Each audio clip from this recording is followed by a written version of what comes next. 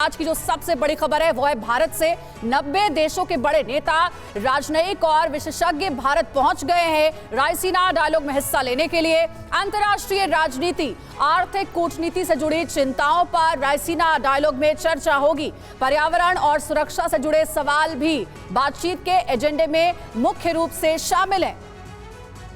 बिल्कुल, कई सारे बिंदु हैं जो इसमें शामिल हैं। रायसीना डायलॉग को मुख्य तौर पर 6 हिस्सों में बांटा गया। आइए देखते हैं कि वो कौन कौन से हिस्से हैं जिस पर चर्चा होगी। ये डायलॉग आगे बढ़ेगा। 6 हिस्से।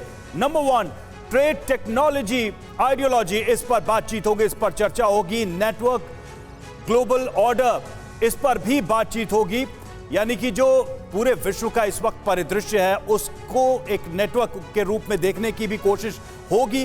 क्या बदलाव उसमें हो रहे हैं, क्या बदलाव हो सकते हैं। हेल्थ, डेवलपमेंट एंड प्लेनेट, ये एक विषय होगा। हिंद प्रशांत क्षेत्र की चुनौतियां, बिल्कुल ये भारत के लिए महत्वपूर्ण है। हरित बदलाव हासिल करना, ये पूरी दुनिया की चिंता है, इस पर भी चर्चा। और तकनीकी युद्ध की चुनौतियां, मॉडर्न वॉरफेयर को लेकर भी। शुक्ला सर, ये सारे पॉइंट्स दिखाई दे रहे हैं, पूरी दुनिया की चिंताएं इसमें शामिल हैं। भारत के लिए इन सभी बिंदुओं में सबसे ज्यादा अहम क्या नजर आता है आपको?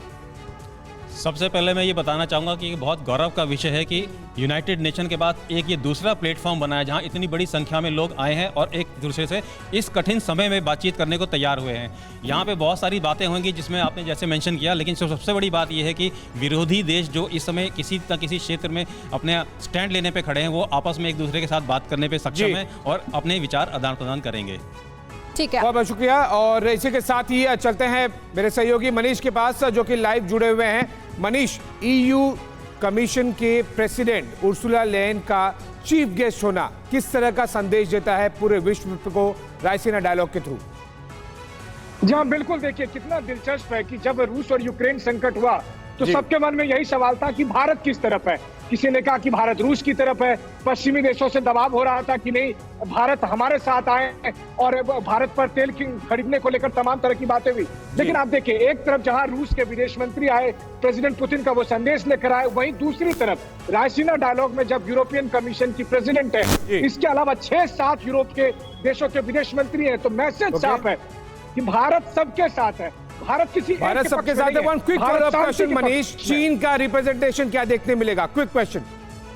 देखिए, चीन का जहां तक रिप्रेजेंटेशन है, चीन के आसपास के जो कंट्री हैं उनका तो जबरदस्त रिप्रेजेंटेशन है। और जिस तरह के रिप्रेजेंटेशन है वो ये बताते हैं कि इंडो पैसिफिक डोमेन में कौन क्या देश सोचता है और किस तरह से आगे बढ़ने वाला है, इसको लेकर बहुत हद तक क्लियर डायरेक्शन आपको अगले 3 दिन में देखने को मिलेगा। जी, अड़ी सोमवार से शुक्रवार शाम 6 बजे सिर्फ TV9 भारतवर्ष पर।